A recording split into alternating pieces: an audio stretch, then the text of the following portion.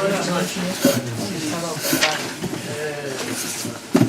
Yo conocí a Miguel antes por libros que en persona.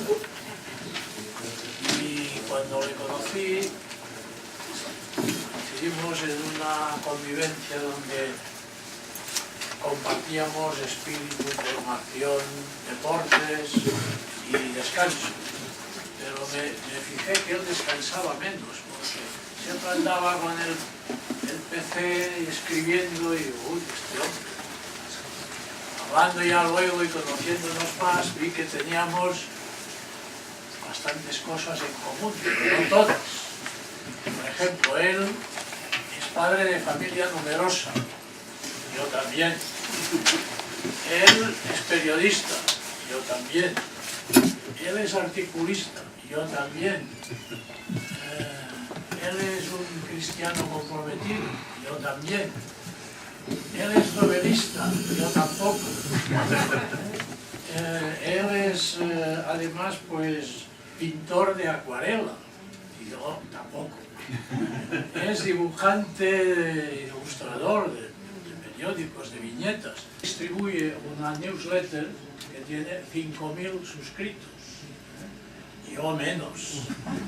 Y finalmente él tiene montado una especie de talleres para descubrir jóvenes talentos literarios, y eso por supuesto yo también.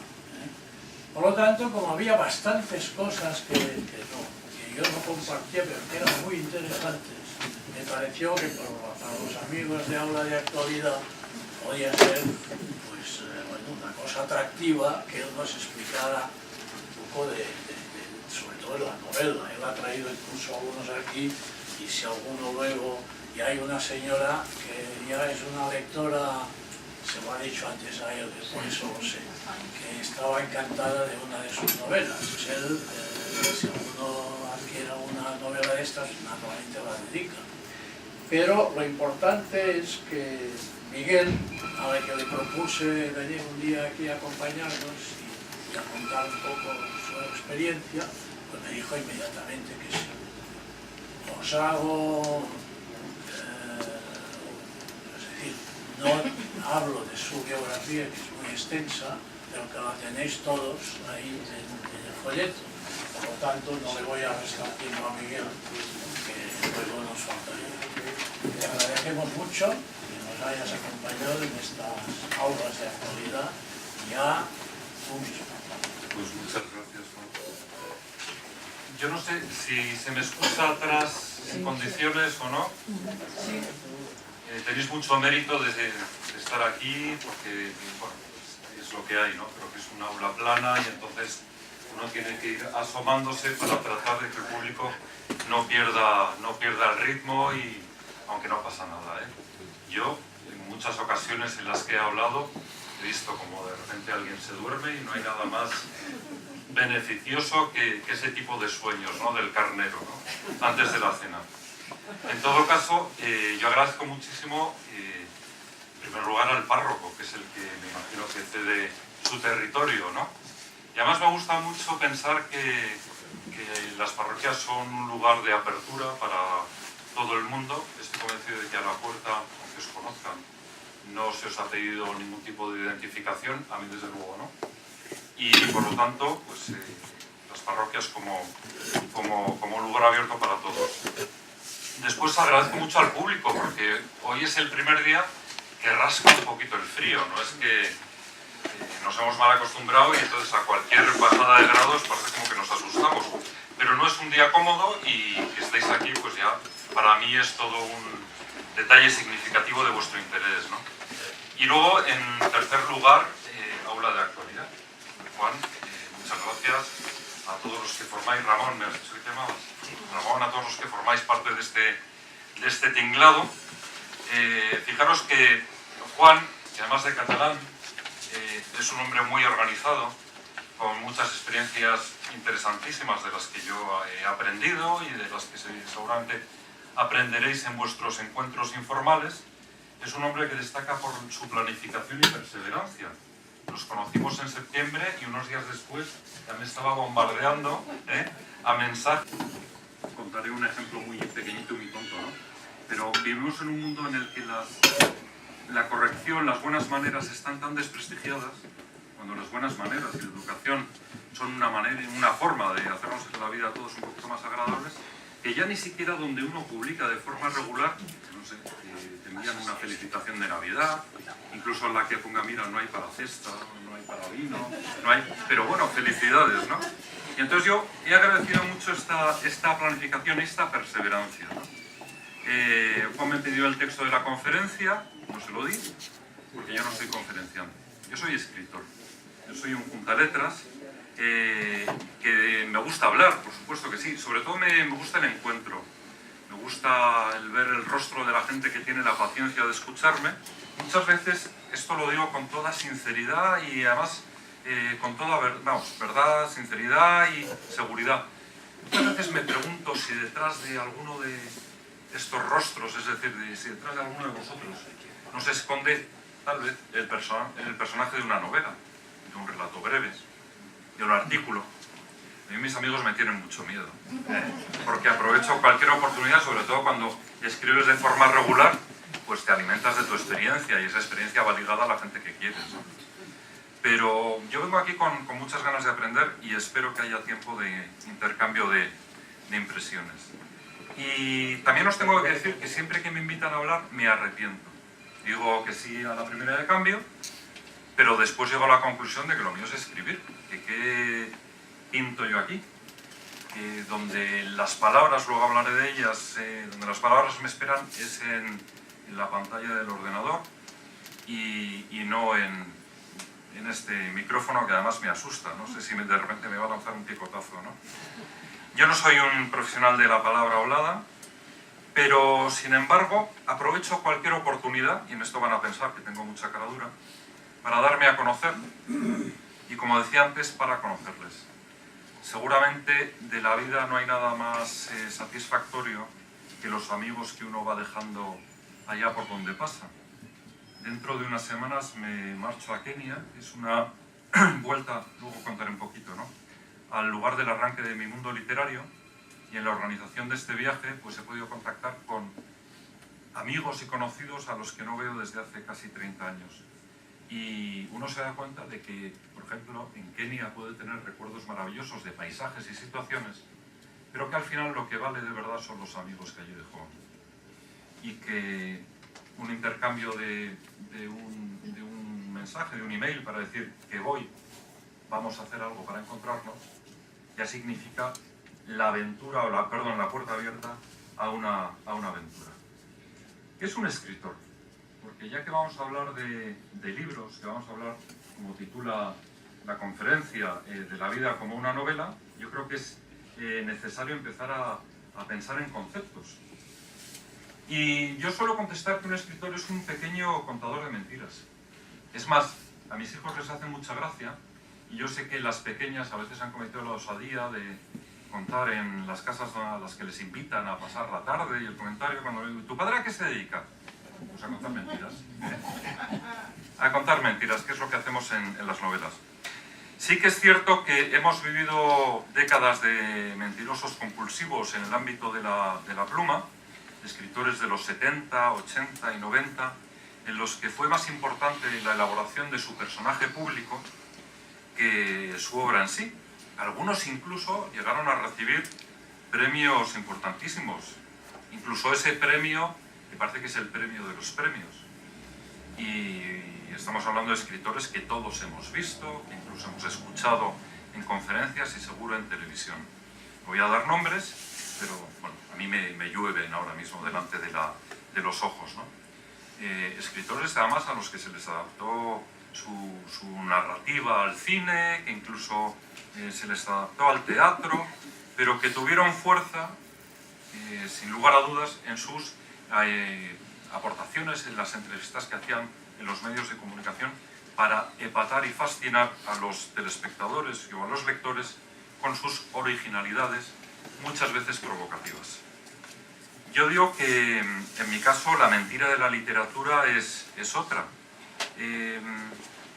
De hecho, esta mentira, entre comillas, está de alguna manera entretejida, por lo menos su esqueleto, en las frases que, después de toda la insistencia de Juan, al final me atreví a enviarle cuando me pidió, oye, ¿quieres que ponga algo acerca de la conferencia? Bueno, pues ahí van, ¿no?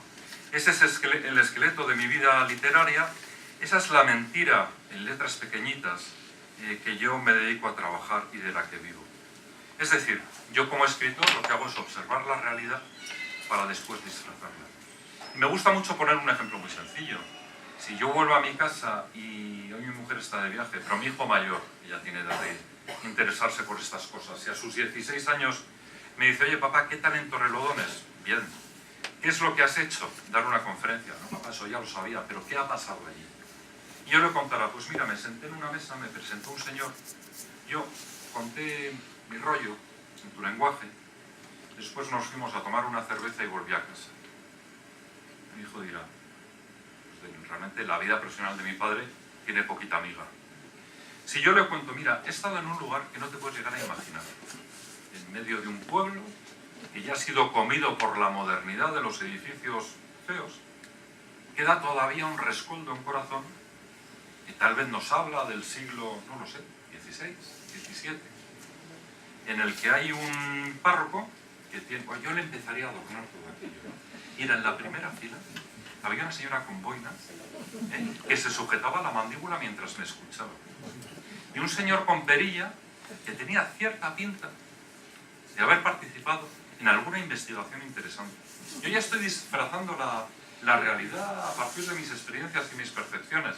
Y el relato de esta conferencia, el relato desde fuera de la conferencia, no de lo que voy a contar, para mi hijo, para cualquier persona, yo sé que empieza a cobrar interés.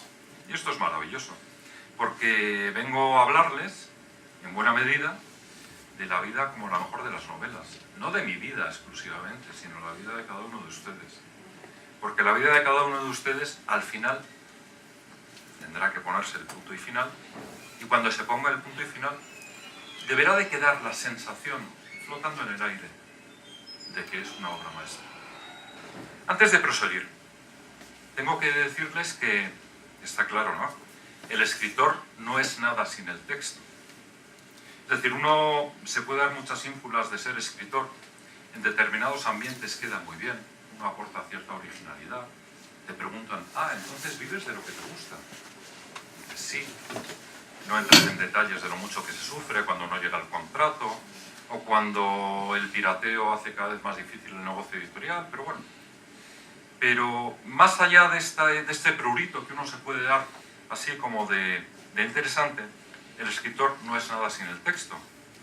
De tal forma que el texto tampoco es nada sin el público.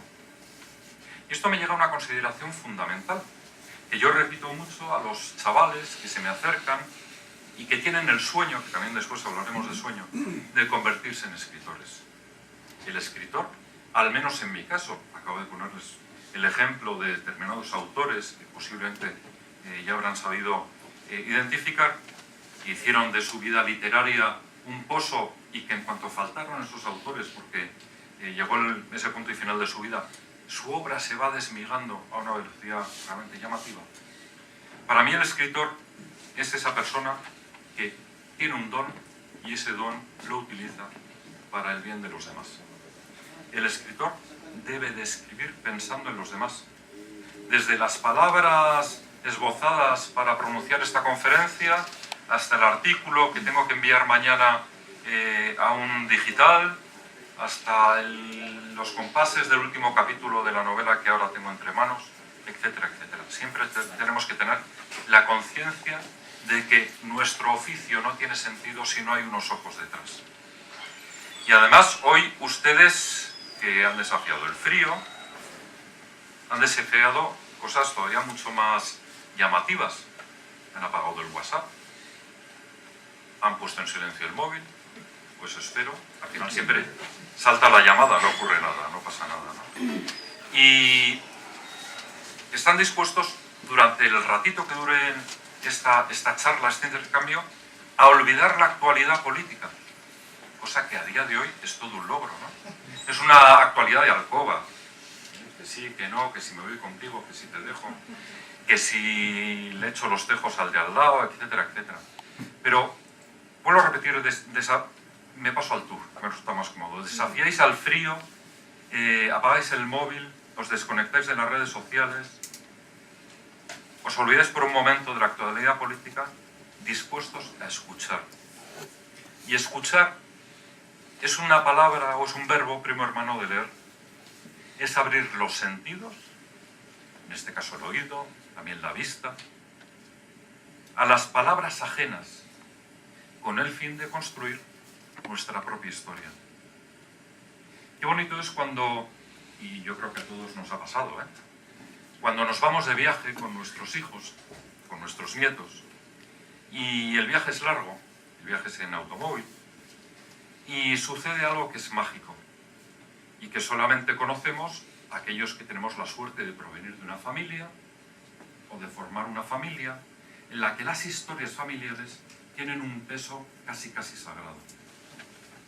Hay un momento, después de que los chicos quieran escuchar su música, espantosa, de que los padres, aprovechando el ruido de esa música, conversen entre ellos, en el que suena una voz que dice, papá o mamá.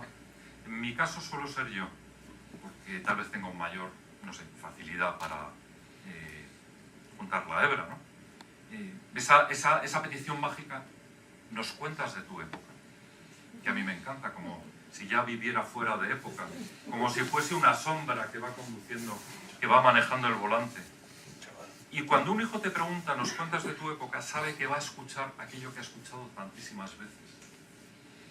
Pero le falta la palabra, le basta la palabra, le bastan los sentidos abiertos para que el coche desaparezca, o mejor dicho, para que él desaparezca, o ella desaparezca del coche y se enfrente a una realidad que no ha vivido, pero que hace suya. Esa es la magia también de escuchar, y es la magia de la narración. Y a propósito de lo que les decía, de apagar los móviles, de desafiar al frío, de dar a love a la política, yo quiero echar un guiño a aula de actualidad. No sé cuántos sois los que formáis parte de la promoción de las actividades del aula, pero menudo mérito. Menudo mérito, porque, no sé, estamos viviendo una época en el que con esto de los temores a una recesión, a una nueva recesión, que ahora qué pasa con los chinos, que les da por apagar la luz, y el temor a que no se vaya a formar gobierno, y a que baje tanto la bolsa, y qué hacemos con el calcetín, con el dinero de la abuela, etcétera, etcétera. Es todo un mérito que incluso yo me atrevo a decir que es heroico, el destinar tu tiempo a pensar en el bien de los demás. Y os aseguro que esto no lo he hablado con Juan, es más, estoy convencido de que si se lo hubiese contado, no me hubiese permitido que lo soltara. Es todo un mérito. Es todo un mérito renunciar a engolfarse en los pretendidos placeres de la merecida jubilación a cambio de tratar de prender entre los amigos y los vecinos de la localidad en la que vives esa necesidad que tenemos todos de enriquecernos. Fijaros, es todo un empeño, además, más en este tiempo en el que vivimos todos dentro de una pereza de pensamiento, en el cual nos dejamos llevar por las tendencias que marca, no sabemos quién, pero que las marca tiene cierta capacidad oficial, ¿no?, para decirnos qué tenemos que pensar. A veces hasta un punto gravísimo. El otro día llego de casa, tarde, había cenado con mi mujer, y me encuentro a mi hija de 6 años, a la que le habíamos permitido, junto a sus hermanos, ver un programa de cocina, un concurso de cocina, Masterchef, en su edición para niños. Yo lo había visto en otras ocasiones y me parecía un programa amable, simpático, bueno, pues que despertaba después también una conversación distinta en casa, etc. Y mientras mi hija me contaba con sus 6 añitos el devenir de aquel episodio, me dice, oye papá, pasa una cosa rarísima. Y le digo, ¿el qué? Pues mira, han llevado a los concursantes, a los niños, que para ellas son su proyección, es decir, ella se ve en ellos, y ella está viviendo su emoción en ellos, y la posibilidad de ganar en ellos, y la posibilidad de cocinar un plato sabroso en ellos. Decía mi hija, ha pasado algo extraño, les han llevado a un hotel en un país que no me sabía decir cuál era. Luego me enteré que era Holanda y en concreto era Ámsterdam. Y en ese país hay un hotel que es de un español que aparecía con un señor y los dos decían que la niña que tenían sobre las piernas era su hija. ¿Cómo es posible? Y yo me asusté.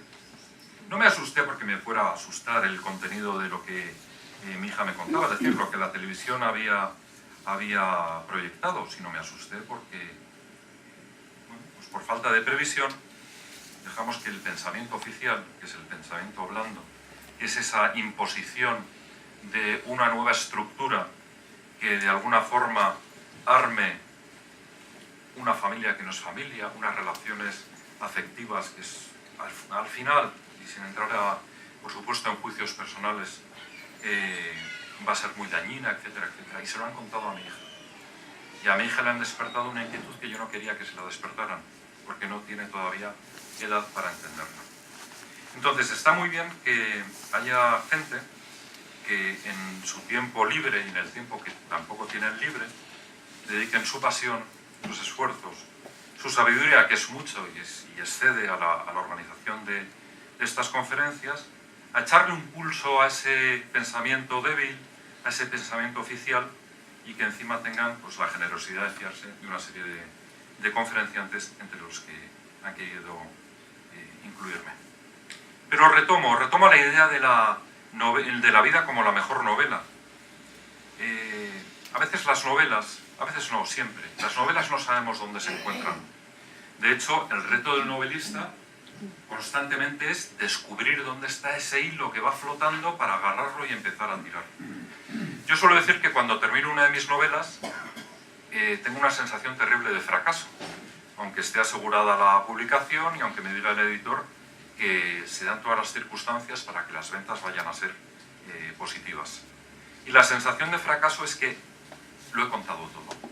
Es decir, una novela exige tal compromiso por parte del autor que tiene que, de la nada, levantar un mundo, levantar un escenario, sacar unos personajes que él no los ve como personajes, sino como personas, que tienen su momento, y el momento es el que de alguna forma establece la acción de la novela, pero que tienen un pasado que el lector conoce y que pueden tener un final que el escritor conoce, que pueden tener un final que el escritor debería conocer.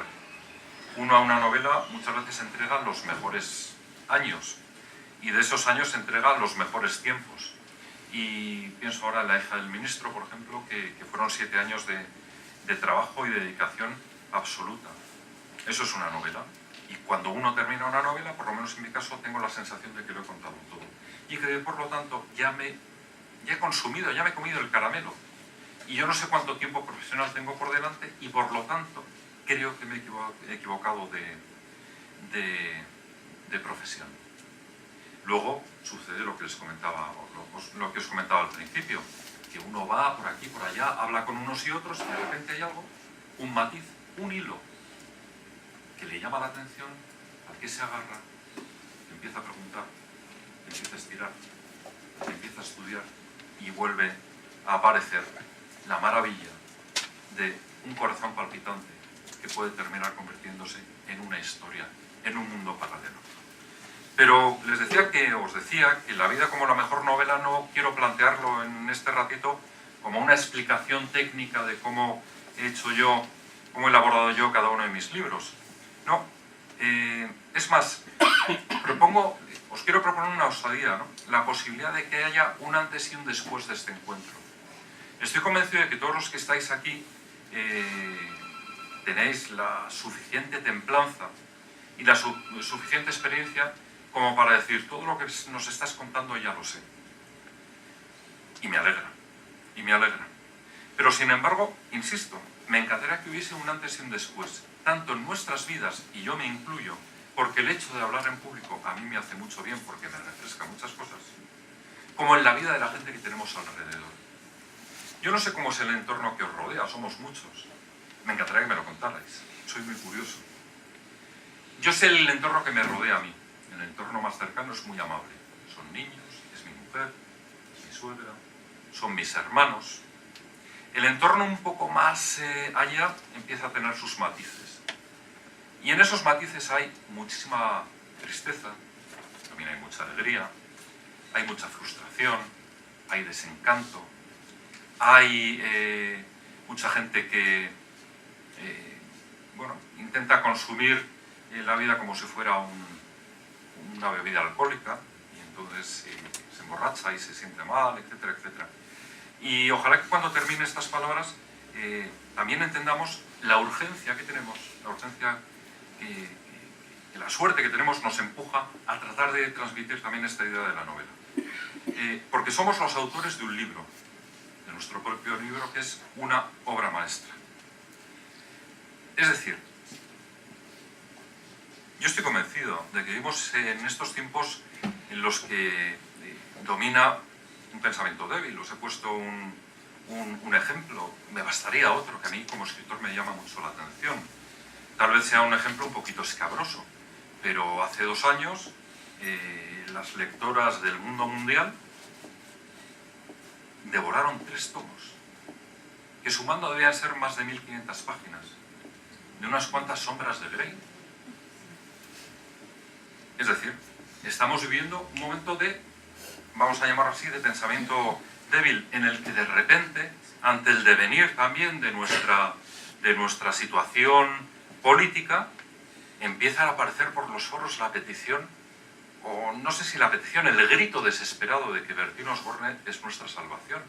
Y hay gente que lo postula como presidente o candidato a ser presidente del gobierno, que, bueno, pues tiene su aquel, el hombre simpático y ocurrente, y parece, yo no sé si es el yerno que todos quisiéramos tener en casa. Yo tengo en ocasiones mis dudas, ¿no?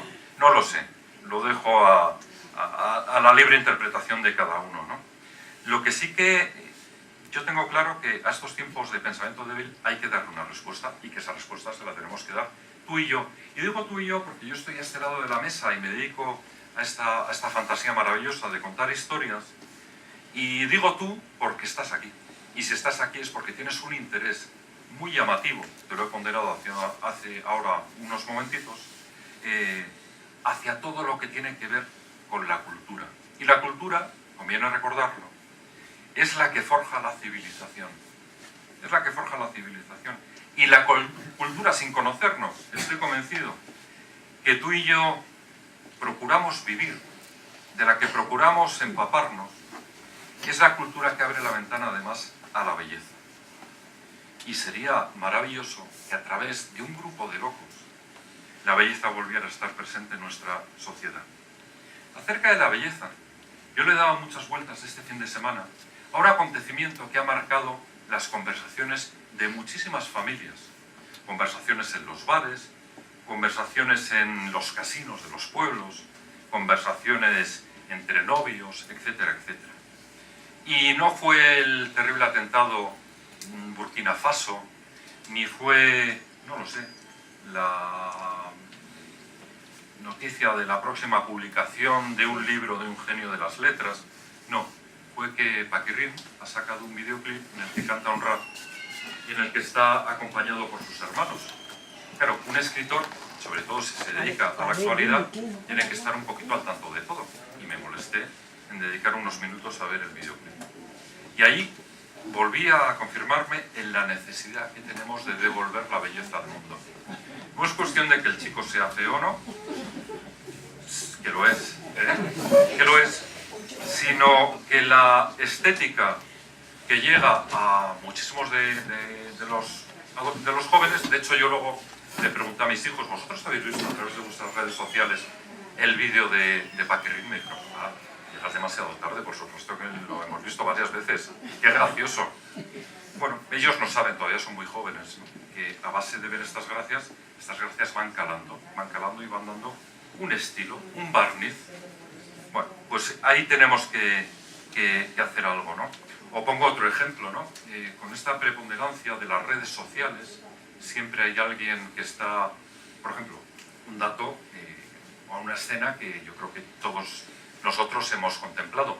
Antes era un gusto ir en los medios de comunicación, en los medios de transporte de Madrid, que por lo menos era de los que yo tenía constancia, porque la gente leía, especialmente las mujeres.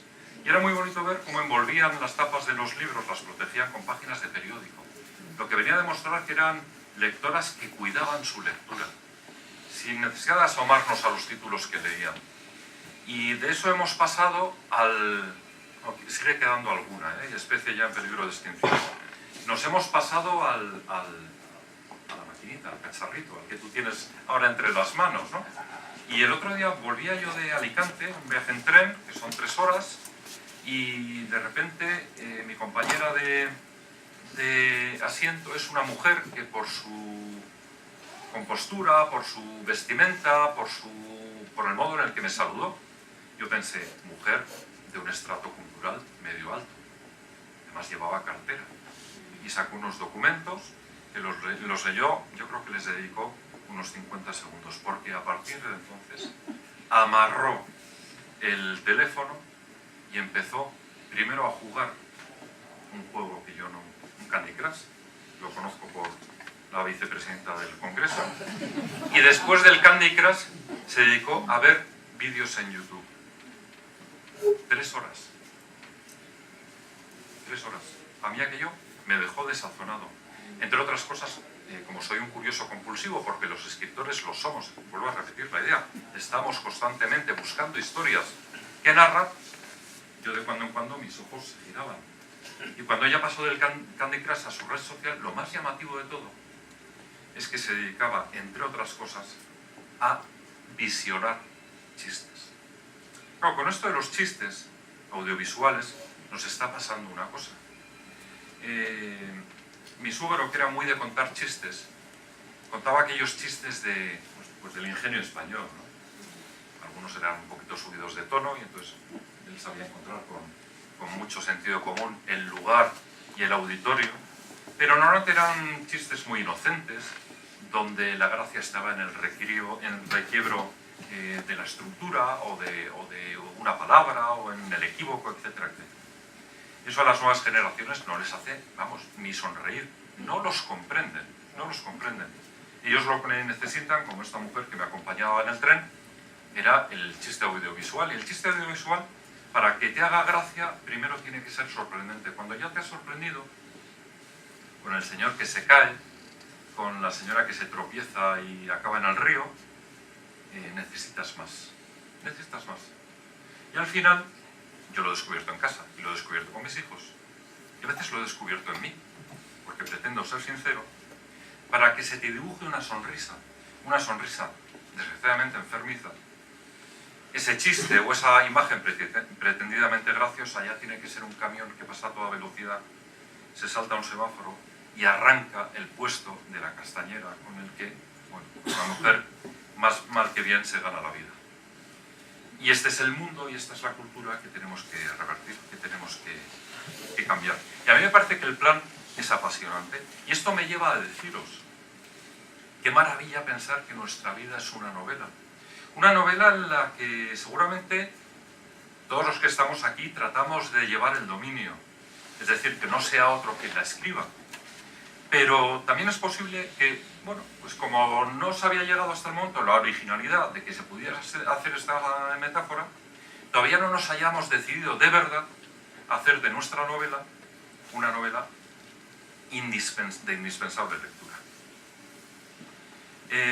Fijaros, cuando tratamos el mundo de la cultura, cuando tratamos el mundo de la belleza, a mí me lo hace pensar todos mis años de experiencia. Publiqué mi primera novela con 19 años, ahora tengo 45 y espero terminar la que será seguramente la número 12, miles de artículos en variadísimos medios de comunicación escritos de nuestro país, de países hermanos, etcétera, etcétera. Yo me di cuenta de que trabajar en el ámbito de la cultura, cuando conviertes la cultura, en mi caso la escritura, en un servicio, es un auténtico regalo. Porque no solamente te enfrentas tú a las preguntas universales que todo hombre, por el hecho de ser hombre, trae al nacer, sino que las reprogramas para que se las pregunten los demás. ¿Quién soy? ¿De dónde vengo? ¿Por qué estoy aquí? ¿Y hacia dónde voy? Es decir, quien escribe la novela de su vida, quien escribe su novela, quien se da cuenta del poder que tiene la elaboración de su propia historia, tiene muy presente la meta para la que hemos nacido. Y a mí esto es una pregunta que cuando visito colegios, que es un ámbito en el que me muevo con mucha facilidad, me encanta lanzar al público, me encanta lanzar a los chavales. Con los profesores no me atrevo, y no me atrevo porque estoy convencido de que se equivocarían muchos de ellos en la respuesta.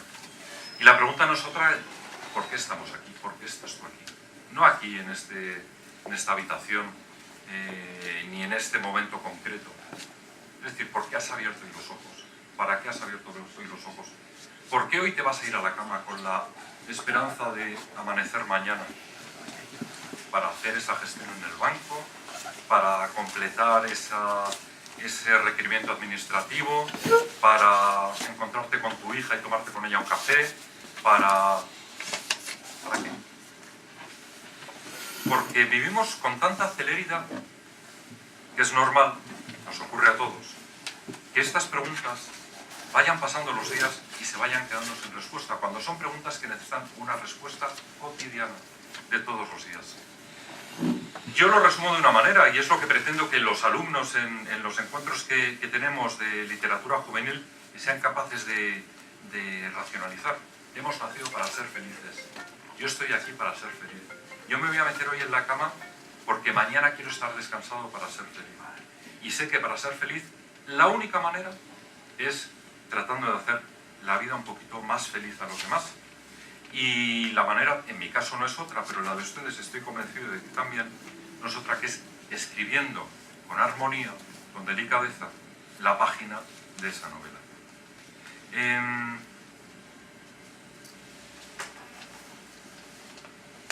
Fijaros, nunca hemos tenido tantas herramientas para dar a leer esa novela que escribimos entre todos. Desde Torredón, fijaros, desde este salón, podemos llegar hasta las estrellas. Yo tuve la suerte de conocer escritores que para mí me parecían grandes glorias, mayorcísimas, y que murieron antes de que estallara esta revolución digital, que a veces pienso, ¿qué hubiesen hecho ellos con las nuevas tecnologías? Hoy lanzas un pensamiento positivo y si está escrito con gracia, está escrito con profundidad, está escrito con optimismo, con ilusión, es bastante posible que empiece a rebotarse de una manera que no somos capaces de controlar, hasta el punto que ese pensamiento original y maravilloso que tuvimos el martes 19 de enero, a lo mejor dentro de 6 meses, llega a la computadora o al teléfono, al terminal, de un hombre o de una mujer que está en el Perú y que está viviendo un momento muy azaroso. Y de repente suena la llamada, el timbre, que nos avisa, el silbido que nos avisa de que tenemos una nueva comunicación, y ese pensamiento que has escrito tú es un pensamiento que le transforma. Fijaros, cuando yo entré en el mundo de la literatura tenía 19 años y por tanto me faltaba mucha experiencia. Todavía pensaba que en este mundo todo el mundo era muy bueno y me llevé un susto. Mi primera novela, que es una novela de iniciación, cuenta mi propia historia, cuenta la experiencia de un adolescente en el cambio más importante que ha tenido en su vida, en el descubrimiento de Dios. Además la novela se vendió bien. Y yo pensé que a partir de entonces iba a tener abiertas las puertas de todos los entornos culturales, editoriales, cafés literarios, culturales de periódicos, etcétera, etcétera. Y no fue así. No fue así porque, de una manera que yo no lograba entender, esa cultura que a mí, sin saberlo, me preocupaba tanto, esa capacidad de convertir la literatura en un instrumento de servicio, resulta que estaba en manos de personas que, por causas que yo no soy capaz de juzgar, estaban utilizando de forma, vamos a decir, un poquito torticera. Llama la atención que en un país como España, o que en un continente como en el europeo, sobre todo en los países mediterráneos, donde hay una huella tan profunda de esperanza, entre otras cosas porque tenemos la trascendencia de la fe, que lo impregna todo, desde hace 2 siglos a esta parte, la cultura de masas, y muy especialmente en la segunda parte del siglo XX, en el comienzo de este siglo XXI, está en manos de personas no solamente descreídas en esos ámbitos relacionados con la fe, sino descreídas en cuanto a lo que es, significa y las capacidades que tiene el ser humano. Y cuando descubrí que la realidad es esa, muchas veces me pregunté cómo se podía revertir. Es decir, me sentí un poquito como un Robin Hood al que después le cayeron muchos golpes de los que aprendió, pero como el proceso de ese cambio le resultaba apasionante, pues no ha cejado en el empeño y aquí sigue. Y por tanto, cada vez que tengo ocasión de encontrarme con personas, con gente como tú, que tiene intereses y tiene experiencias que merece la pena ser contadas, nace de mí este empeño de que aprovechéis las inmensas oportunidades que tenéis. Voy a poner un ejemplo, que es el ejemplo que he ido durante el último trimestre paseando por una treintena de colegios de España, con adolescentes entre 14 y 18 años. Yo les decía, mirad, en estos meses ha sucedido algo terrorífico con una chica de vuestra edad. Y está en los medios de comunicación. Ha sido portada en los periódicos. Ha sido, lo que os decía antes, tertulia en los bares. Ha sido... Y vosotros no habéis dicho nada. Entonces se quedaban muy preocupados y muy sorprendidos. Yo les decía, ¿de qué creéis que estoy hablando? Y pasaban 2 cosas curiosas. La primera, no acertaban. Pero la segunda, todo lo que ellos decían se referían a casos de adolescentes. Ninguno me dijo, pues sí, de un chico que ganó un premio de invención de motores, o de un chico que se presentó en un concurso de ortografía y barrió a todo, o de... No. Me contaban el caso de Asunta, la niña que mataron sus padres, me contaron el caso de una niña, no sé si de Puerto Real, al que unos compañeros también asesinaron, del otro que se suicidó, y dije, Dios mío, la muerte canalla está muy presente en vuestra vida, ¿eh?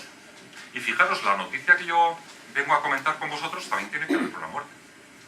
Con la muerte de una chica de vuestra edad, a la que sus padres, pobrecitos,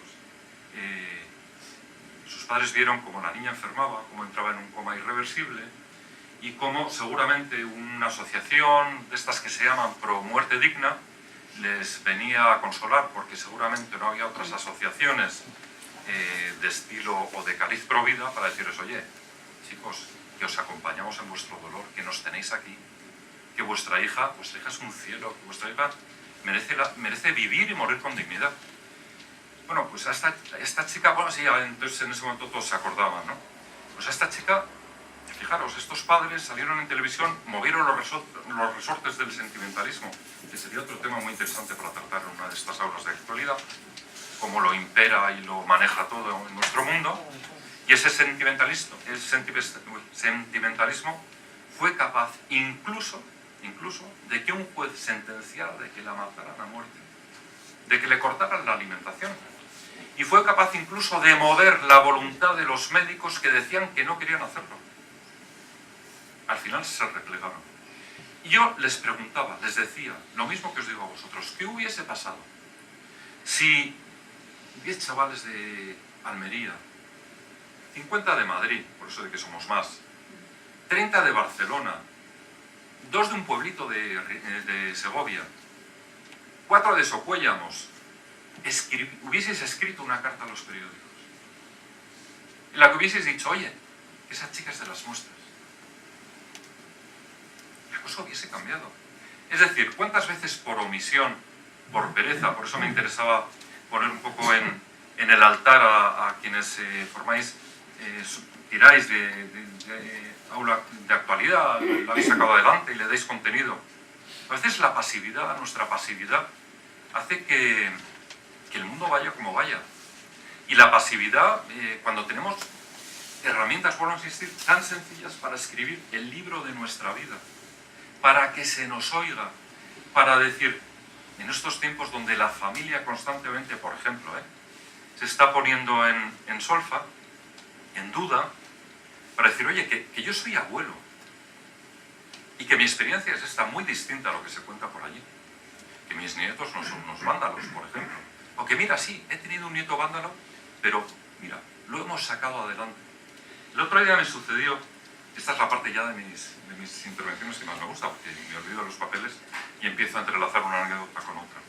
Los escritores antiguamente estaban encerrados en su pensión, era gente de pocos posibles, manchurreaban las páginas de sus novelas, las entregaban después a un secretario que las mecanografiaba y se lo llevaba a la editorial, se publicaba el libro y con mucha suerte algún lector apasionado con lo que había leído mandaba una carta a la editorial y esa carta, con mucha suerte también, acababa en manos del escritor muchísimos meses después. Hoy las cosas han cambiado. Los escritores estamos en medio de la calle. Vamos, estamos en medio de la vida. Somos unos más, por supuesto. Y tenemos nuestra página web y nuestro perfil en Facebook y la gente te escribe. Hace unos días me escribe una mujer que me dice lo siguiente: mira, soy viuda, me he quedado viuda a los 40 y pocos, tengo una rasta de hijos adolescentes y la cosa no es fácil porque una de ellas tiene unos problemas alimenticios muy graves, está cada 2 por 3 en el hospital, no sé si voy a sacarla adelante. Bueno, intercambiamos una serie de información, además es muy bonito porque con esto de que la literatura es servicio te das cuenta de que a todo el que te escribe le tienes que tratar bien. No todos los mensajes son de este tipo, es más, los escritores aceptamos que nuestras novelas no gusten o que nuestras opiniones vertidas en nuestros artículos de opinión incluso sulfuren al lector y te insultan. Bueno, pues sí, perfecto. Están las ventanas abiertas, ¿no? Luego está el reto de ganarte al que te ha insultado y convertirle en lector compulsivo de tu literatura, ¿no? Pero os decía, me intercambié unos cuantos mensajes con esta mujer y al final tengo la satisfacción de deciros que le hice ver la luz de la realidad. Eres madre, eres una madre maravillosa, eres indispensable en la vida de tus hijos. Y llegará un momento en el que tu hija, a la que ahora ves tan mal, te dará las gracias. Porque habrá olvidado sus problemas de anorexia y demás. Lo siguiente que me escribe es una preciosidad. Y dice, me has hecho reflexionar. ¿Y sabes lo que te digo? Que yo esto lo tengo que contar. Tengo que contar mi lucha. Yo, pues, claro que sí. Adelante. Si el mundo está deseando recibir historias positivas. Si a todos nos duele el zapato. Y lo que nos ocurre muchas veces es que nos faltan consejeros.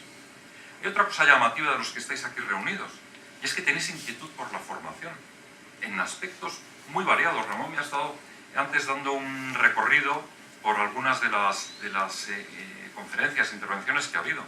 ¡Qué maravilla! ¡Qué caleidoscopio de la actualidad, de la realidad, etcétera, etcétera!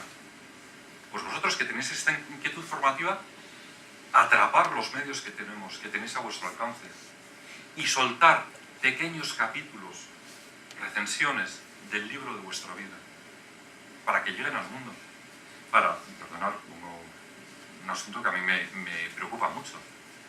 Para que, por ejemplo, los adolescentes, los jóvenes, tengan testimonios, aquí habrá, me imagino, que todo tipo de experiencias, pero tengan testimonios, por ejemplo, de que la vida matrimonial es una aventura dentro de la aventura de la vida y solamente es la aventura más maravillosa. Me gusta decirlo así. Yo soy un escritor, pero si tuviera que poner algo en mi currículum, que pongan primero, es un hombre casado, enamorado de su mujer y padre de 4 hijos. Y esto es algo que seguramente comparto con muchos de vosotros. Variará el número, variará la circunstancia, etcétera, etcétera. Vamos a ver, bueno, os cuento otra anécdota. Con esto de la posibilidad que tenemos de cambiar la vida. Las redes sociales, parece que me estoy enfocando en ellas, pero es que a mí me han dado muchas oportunidades para reescribir incluso la vida, sin pretenderlo, de otras personas. Cuando uno está en las redes sociales, si uno tiene un número muy amplio de seguidores, ¿cómo vamos de tiempo? Bien. Sí. Era... Vale. Sí, perfecto. Pues te encuentras con todo tipo de intereses, ¿eh? Y entre esos intereses de repente te encuentras o te llega el mensaje o la petición de amistad de una chica, que es una petición un poco retorcida, ¿no? Te pregunta dónde vives, te pregunta cosas que a ella no le interesan nada, te quiere ver, etcétera, etcétera. Y cuando conviertes la literatura en un modo de servicio, te das cuenta de que incluso estas personas, es más, sobre todo estas personas, manejándolas con mucha prudencia, están pidiendo a gritos conocer esa felicidad de la que hablas en tus libros, de la que hablas en tus artículos, esa felicidad que te han enseñado a vivir tus padres, esa felicidad que es la que intentas compartir a tu alrededor, sobre todo en tu hogar. Un intercambio de mensajes, un pedir que te leas este artículo,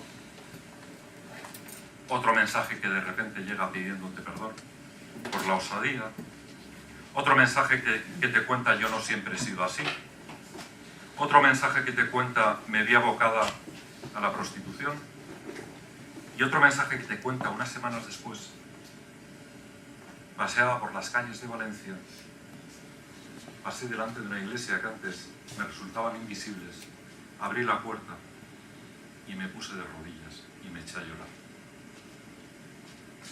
Y sentí en mi interior que mi vida puede cambiar. Esto que os acabo de narrar no es algo que para lo que uno tenga que tener unas dotes especialísimas, ni una experiencia que en Indiana Jones. Está al alcance de todos. Para eso, claro, si hablamos de escribir el libro, la novela de nuestra vida, tendremos que ir al capítulo primero, ¿no? Entender qué es la vida.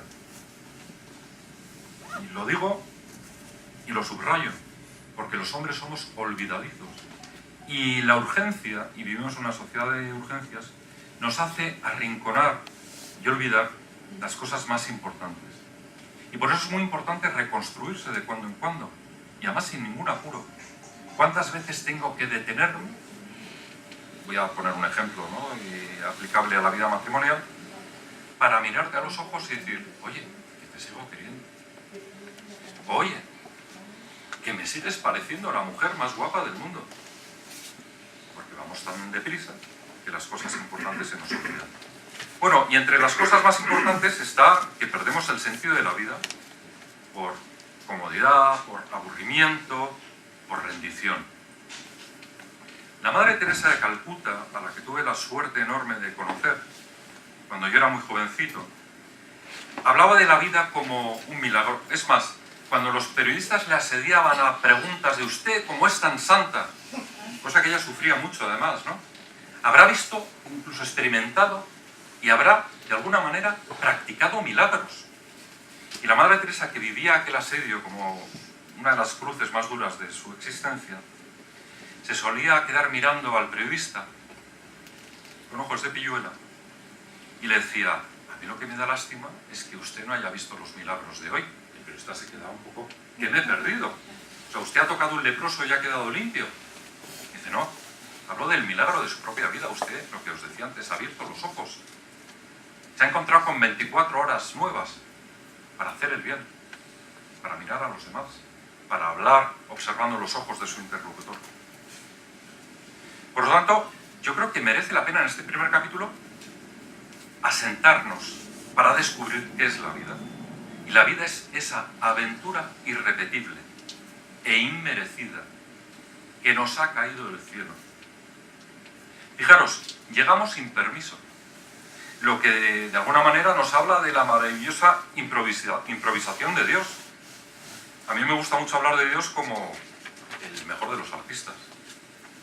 Y para este cuadro tan extraño, porque es un cuadro muy extraño, lleno de claroscuras, de manchurrones, que un día descubriremos cuando nos separemos un poquito de él y veamos dónde van colocadas esas manchas y el sentido que tienen, Dios quiso contar con nosotros y nos dio unos dones. A ver si me da tiempo a hablar de los dones.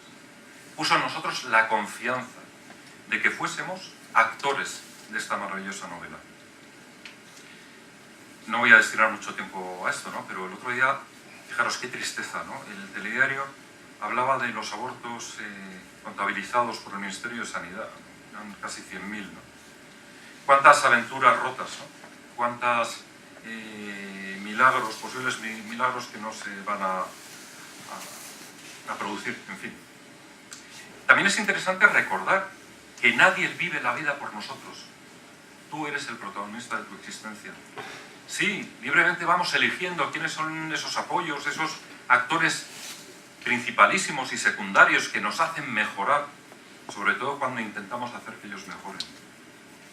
Y luego también, al pensar en la vida, es bueno darse cuenta de que solamente tenemos la oportunidad de la hora. Es decir, la vida se escribe hoy en la letra que ahora mismo se acaba de pulsar. El pasado ya está editado. No se puede corregir. Cabe la posibilidad maravillosa del perdón. Pero ya está escrito y por tanto hay que mirar hacia adelante. El pasado sirve. ¿Para qué sirve? Pues para buscar referencias, inspiración, recuerdos positivos, etcétera, etcétera. Y no sabemos si habrá hojas suficientes para continuar con el futuro. Lo que importa es el hoy. Sobre esto del pasado, no me resisto a contar una anécdota que a mí me impactó un montón. La cantante Mercedes Sosa, no sé si les suena, una cantante argentina, la negra le llamaban, se hizo muy famosa porque, además de cantar bien, fueron unos años en los que el folclore argentino tuvo mucho predicamento en Europa, y además ella pues, le dio un cariz político que la convertía en una revolucionaria, la expulsaron de Argentina, y de alguna forma bueno, se alineó con la visión más radical, ¿no? de una justa petición de libertad, ¿no? para su país, ¿no? Ella contaba muy al final de su vida en una entrevista televisiva que a mí se me clavó como una aguja, que después de toda una vida pensando que lo importante era la revolución, que lo importante era quitar a un gobierno para poner a otro, la llegada de la democracia, es decir, esos, no sé cómo llamarlos, esos dioses de barro, que también forman parte de nuestra existencia, que son importantes, pero no dejan de ser de barro. Ella viajó a Tucumán, de donde procedía, para encontrarse con su madre. Le habían prohibido que entrara en Argentina. Ya llegó Alfonsín, se instauró la democracia y recibió el pasaporte. Fue a Tucumán. Y en Tucumán estaba su madre. Y ella, de camino a Tucumán, lo había pensado muchas veces. A veces en las conversaciones por teléfono se lo había intentado transmitir a su madre, pero a ella le daba miedo porque pensaba que le escuchaban. Ella quería que su madre le viera triunfadora. Mamá, yo salí de este ranchito, casi descalza, y mira cómo vuelvo. Cargada de éxito y de reconocimiento. Soy hasta doctora honoris causa por alguna universidad de Alemania y no hablo una palabra de alemán. Los públicos se me rinden. Y la mamá le miró, la viejecita, cansada, sabia, porque sabía, era consciente de que la vida se le acababa. Le miró y le dijo, oye, negra, a mí todo esto que me cuentas ya no me importa nada. Lo que me importa es que oigas una cosita, con esa dulzura del hablar de allí. Todas las veces que recé por ti, para que volvieras. Y le dijo Mercedes Sosa, mamá, yo ya volví. Dijo, no es esta la vuelta que yo espero. Mercedes Sosa, en aquel programa de televisión, dijo que a partir de entonces volvió a rezar. Bueno, otra parte importante de este capítulo. Tenemos que aprender a quitarle la careta a la rutina. La rutina no existe. No existe. Es más, la creencia en la existencia de la rutina es, para nosotros, algo así como una cuerda que se nos enrolla y que nos impide movernos con libertad. No somos peces que dan vueltas aburridas en una cubierta. Somos hombres y mujeres libres, que a lo mejor tenemos que quitarle un poquito el óxido a esta libertad, ¿no? Una prueba maravillosa de la inexistencia de la rutina es un ejercicio que yo incluso recomiendo, y es la escritura de un diario. 20 días nada más. Probarlo. Hacer mañana el ejercicio. Ir a una papelería, comprar un cuaderno baratito, bolígrafos tendréis en casa, y si no también lo compráis. Y cuando llegue la noche, destinar unos momentos a escribir cómo ha sido el día. Pero una escritura inteligente. No me he levantado a las 8:30, he desayunado una tostada como de costumbre. No. Mi mujer me ha mandado a por leche. No. Una escritura inteligente. ¿Qué ha pasado hoy para que yo me transforme? ¿Qué he visto? ¿Qué he creído descubrir en los ojos de mi vecino? ¿Qué me he encontrado en el parque? ¿Cómo jugaban esos niños? Hoy de repente me acordé del tío Ataulfo, del que no pensaba desde hacía 25 años. Y me ha venido a la memoria unos momentos de conversación con él. Bueno, yo os recomiendo este ejercicio porque cuando pasen los 20 días habréis conseguido un milagro. Y el milagro es que vuestra vida se habrá eternizado. Da igual lo que hagáis con el cuaderno. Guardarlo, conservarlo. Porque si dentro de 6 años lo queréis volver a leer, descubriréis que esos días eternizados vuelven a suceder. ¿Sentiréis otra vez las pulsiones de esta edad? Descubriréis que somos únicos, limitados, pero maravillosos, que somos irrepetibles, que estamos en el mejor de los lugares y en el mejor de los momentos para transformar el mundo. Y que ese mundo, digan lo que digan políticos, gerifaltes del ámbito de la comunicación, ese mundo es nuestro, que quiere decir que ese mundo es tuyo y es mío. Yo empecé a escribir diarios antes de saber que iba a ser escritor. Fue el garabato de mi historia literaria y fueron fundamentales. Si yo no hubiese escrito mi primer diario, este libro no existiría y por lo tanto no podría decir ahora, presumir de que me dedico a contar mentiras amables. Y ahora me doy cuenta cada vez que leo o bien el diario o bien la novela que salió de él, que vuelvo a tener 17 años cada vez que me da la gana. Y es maravilloso. O, por ejemplo, en el diario de mis veranos, de los veranos de un adolescente, me di cuenta de que ahí tenía las herramientas más que suficientes para novelar la adolescencia de un chaval. Luego escribí también un diario de nuestra luna de miel, que mi mujer me mataría si lo publico, y no pienso hacerlo, ¿no? Es decir, eternizamos el tiempo. Y al eternizar el tiempo, nos damos cuenta de que llevamos grabado a fuego el sueño de la eternidad. Yo no me quiero extender mucho más. Tengo muchísimas más cosas que contaros, pero me daría pena hacerme demasiado largo, extenso y sobre todo me daría mucha pena no escucharos. Entonces, nada más, muchas gracias y ojalá que alguno de vosotros se anime a romper el hielo.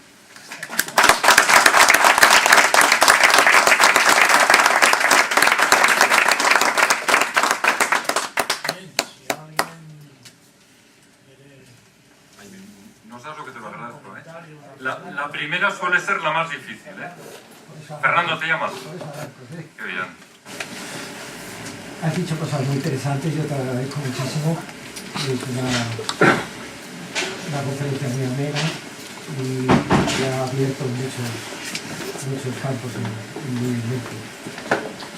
Quería matizar alguna cosa que verdaderamente... Tengo varias preguntas. Esta es la primera. Si la quieres contestar y si no, voy a continuar tu pregunta. ¿Verdaderamente estás convencido de que todos los escritores o novelistas escriben para el bien de los demás? No. Bueno, te digo, yo no soy capaz de juzgar. Yo lo que sí que tengo es la urgencia de que quien hemos recibido, porque os iba a decir que quería hablar un poco del don, de los talentos, ¿no? Todos hemos nacido con un montón de talentos.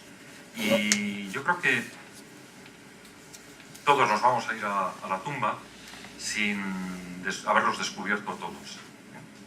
Por ejemplo, el don de la literatura, yo estoy convencido de que es muchísimo más universal de lo que podríamos en principio pensar.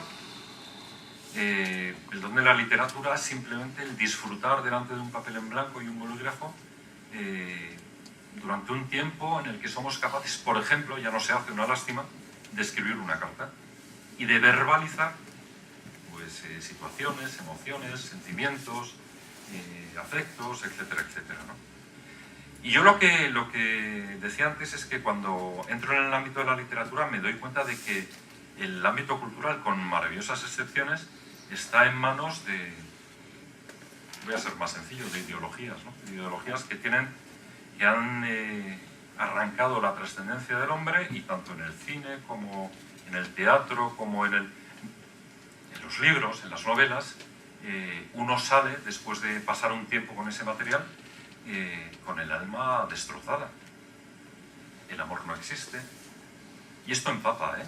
Esto empapa, cala a la sociedad Y ahora mismo vivimos en unos momentos donde muchísimos adolescentes, voy a concretar, muchísimas adolescentes me dicen a mí en público que no se van a casar porque no creen en el matrimonio, porque se lo han dicho sus novelas, sus películas, sus libros y la experiencia familiar en muchos casos, que que la fidelidad en el amor es un imposible. Bueno, pues entonces, esto es lo que yo digo que tenemos que cambiar entre todos, ¿no? Y que estoy convencido de que tenéis un montón de experiencias muchísimo más interesantes que las mías, porque están mucho más contrastadas, entre otras cosas por el tiempo. Y, por ejemplo, eso me movió hace unos años a decir, me siento un poquito solo, quiero buscar chicos y chicas que en la edad en la que a mí me surgió la vocación literaria quieran probar. Y fundé Excelencia Literaria, llevo ya 12 años paseándome por colegios de toda España y de México en búsqueda de esos posibles talentos. ¿Los he encontrado? Algunos. Pero sobre todo he descubierto algo maravilloso y que también me alegro mucho de compartir. Y es que la gente joven está deseando, igual que nos pasó a nosotros, a mí y a ti, está deseando encontrar referentes. Gente atractiva, no a Paquirrín, pobrecito, ¿eh? No a Paquirrín, o no, bueno, poner el caso, el ejemplo que queráis, ¿no? Ni siquiera un futbolista, que podría ser un ejemplo apetecible, pero claro, como ahora nos muestran la vida privada y la vida privada del futbolista, por muchas razones también, que disculpamos, deja mucho que desear, lo que buscan son referentes de autenticidad. Y es curioso, cuando yo les cuento o les explico qué es esto de escribir para servir, descubro que donde yo espero que haya 4 o 5 chavales que tienen cierta habilidad literaria que quieran venir a trabajar conmigo, al final hay 15, 20, 35, 45 que no tienen ninguna habilidad literaria, pero que han escuchado un mensaje externo de alguien que les dice soñar merece la pena. ¿Es toda una pregunta? Bueno, se ha dicho que la cultura abre la puerta a la belleza. Sí. La cultura es fundamental, pero el problema es que la cultura está manipulada y parte de la educación. Eso que le ha pasado a tu hija con el programa de televisión está programado. Y ese es el problema, que lo tenemos programado. Entonces, ¿qué hacemos nosotros? ¿Qué podemos hacer nosotros ante un ambiente que influye en los chicos 20 horas al día y nosotros 2 horas, 10 minutos o menos? Bueno, te voy a dar un dato. Espero que no haya nadie de la compañía porque me pueden denunciar. El otro día estuve con una persona a la que han despedido de Disney.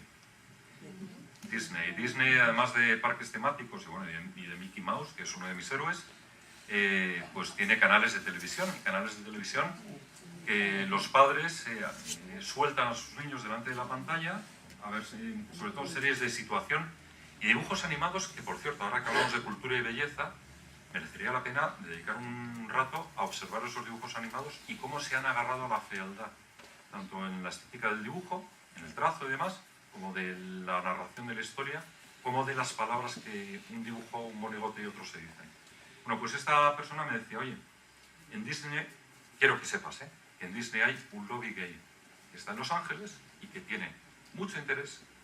Bueno, de hecho ya en muchas películas se adivina, y en muchas películas para adultos, pero también en películas para jóvenes y para adolescentes, en que sus, voy a decir principios, no me vale esa palabra, los elementos de su ideología calen en las edades más tempranas. Pero vamos a darle la vuelta, porque yo creo que esto lo tengo bien aprendido. Si uno quiere ser divulgador de la verdad en la que cree, la tiene que contar de una manera optimista y divertida. Es decir, en un entorno pequeño y de gente conocida nos podemos quejar, podemos incluso echarnos a llorar y reconocer qué mal están las cosas. Pero yo llegué a una conclusión en la época en la que Zapatero pues amenazaba, ¿no?, con la ley del matrimonio homosexual que después se aprobó, etcétera, etcétera, ¿no? Y llegué a una conclusión. Este hombre y los legisladores no se han pasado por mi casa. Porque mi casa es cultura. Y la tuya también, la de todos vosotros. Y en mi casa hay una cultura que es la cultura de la risa. Sobre todo a la hora de los baños de los niños. Y entonces estoy convencido de que si esta gente viene a mi casa y comprende lo que es una familia en la que hay una estabilidad gracias a la existencia de un padre y de una madre, en la que cada cual tiene muy claros sus roles que a veces comparten más bien tareas, roles no, las cosas serían distintas. Por eso vuelvo otra vez con el empeño de que tenemos muchas cosas maravillosas que contar y que tenemos que encontrar el modo de contar la novela de nuestra vida. La novela de nuestra vida. No para insistir en lo malo, sino para insistir en lo bueno. Qué bonito, lo tenía ahí apuntado, no sé por qué. Tenía un momento de mi conferencia, quería hablar de la palabra. El Papa Francisco ha insistido, sobre todo nos la recomienda los matrimonios, ¿no? El uso de tres palabras que resumen una vida. Permiso, lo siento y perdón. Una genialidad. Y además es otro ejemplo de cómo las cosas se pueden contar en positivo y cómo ese mensaje de permiso, lo siento, perdón es universal. Cualquier persona de buena fe lo cumple. Es más, vais a descubrir, si no lo habéis descubierto ya, que mucha de esa gente que revolotea en vuestro ámbito, a lo mejor de las redes sociales, pensando que a lo mejor es allí donde podéis manifestar con más libertad vuestro pensamiento a gente desconocida, vais a descubrir dos cosas. La primera, que para muchos de vuestros seguidores o lectores va a ser la primera vez que alguien les manda algo parecido. Por lo tanto, es un mensaje de novedad sorprendente. O sea, hablar de los cimientos de la civilización, mejor, hablar de los cimientos de la felicidad es hoy una novedad apasionante. Y lo segundo que te iba a decir es que mucha gente, lo he dicho antes, a través, a veces simplemente de un mensaje, no siempre ocurre, es más, es lo extraordinario, pero a veces a partir de un mensaje en positivo, hay algo de su vida que cambia. No nos enteramos, a veces sí, en determinados momentos sí, tampoco nos corresponde enterarnos, pero vamos generando, vamos creando entre todos una cultura de la verdad, de la belleza, del bien. Más.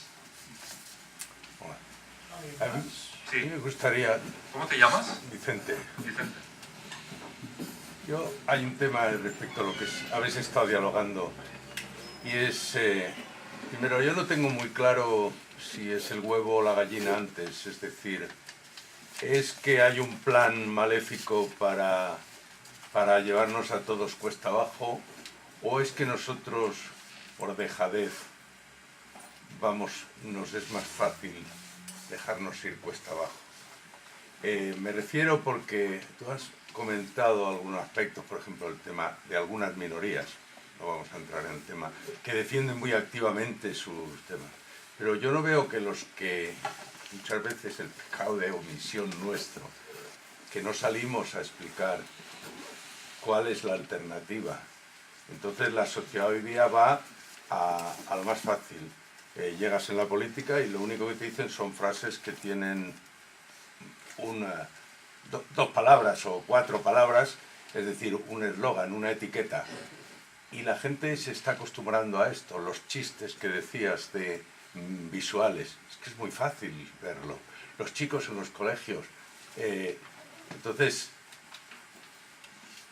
todo esto lo que quiero venir a decirte es que yo no lo veo, no soy capaz. Son tantos datos los que vienen para analizar la vida que muchas veces lo que sí pienso es que cada persona o cada generación tiene está situada en con unas condiciones que tuvo de pequeño, de educación, etcétera, y de situación social. Y cuando vienen las nuevas generaciones hay cosas incluso para nosotros básicas que ya no existen. Pero no es una cuestión de generaciones. De generaciones es el gusto por la música. Es decir, pues mis hijos aborrecen la música que a mí me gusta, ¿no? O, bueno, cosas muy menores, ¿no? Yo estoy convencido de que el hombre lleva grabada la necesidad de ser feliz. Y la busca, y cuando no tiene herramientas, las herramientas que le dan están rotas o le hacen daño. Bueno, pues, entonces, pero yo creo que hay que ser proactivo. Y algo que además estoy convencido de que todos los que estamos aquí lo tenemos en mayor o menor medida es inteligente. Cuando hablamos de escribir el libro de la vida se escribe día a día. Y a lo largo de las horas que estamos en en vigilia, que estamos despiertos, hay un montón de oportunidades. Claro, lo mío hubiese sido también hablaros de libros, ¿no? Cuánto leemos y qué leemos, pero hay un aspecto interesantísimo. ¿Cuántos libros de esos que leemos somos capaces de prestar? O de olvidar en el asiento del autobús, o de regalar a un nieto, o a un amigo, y luego perseguirle, pero oye, te lo has leído. Dedícalo además, con unas palabritas. Querido Juan, a medida que iba leyendo esta novela o este ensayo, no dejaba de pensar en ti. ¿Cuánto te aprecio? Y firmas. A Juan no le va a quedar más tucía que leérselo. Y lo mismo respecto a las conversaciones, respecto a los planes, respecto a... Yo creo que irradiamos muchísimo más bien del que pensamos. Y yo creo que con esa planificación, además, se pueden hacer un montón de cosas. Enviando, por ejemplo, noticias interesantes, de calado. Por ejemplo, Internet. No me quiero alargar en esto, pero hay medios digitales interesantísimos. Interesantísimos. ¿Cuál es la gravedad de los medios digitales de masas? Pues que han perdido el sentido de la proporcionalidad, ¿no? Y entonces te ponen al mismo nivel, pues eso, el baile de Paquirrín, pobrecito, deben estar quitando los oídos, que la tenta de Burkina Faso. Pero luego hay cosas muy interesantes, ¿no? Y que hacen pensar. Y hay mucha gente que cambia. Hay mucha gente que cambia. Cambiamos nosotros mismos, que somos los primeros interesados en que la escritura de nuestra vida nos haga mejores, ¿no? Es una broma. El ir prestando libros a los amigos no es un pirateo encubierto. Pero yo estoy encantado de que ese tipo de pirateo se haga. Es más, incluso estoy encantado de que se haga el pirateo feo. Porque yo prefiero que me lean a que porque no esté el libro en la librería no me lean. Porque vuelvo a decir, el escritor es escritor en cuanto tiene lectores. Y la magia del libro está en que cada lector hace de ese libro un milagro nuevo. A mí me encanta poner esta imagen y con esto sí que termino. Bueno, por cierto, he traído libros, si alguien está interesado. Si yo repartiera la misma novela entre todos los que estamos aquí y quedásemos dentro de 2 semanas para comentarlo, ¿qué sería lo mejor? Que cada uno de vosotros habría leído una novela distinta. Con elementos comunes, por supuesto, las palabras ordenadas tal y como yo dispuse. Pero vuestra experiencia vital, vuestra capacidad de recuerdo, vuestras heridas, vuestras alegrías, condicionan totalmente la lectura. Y es maravilloso. Muy bien. Pues nada más, muchísimas gracias.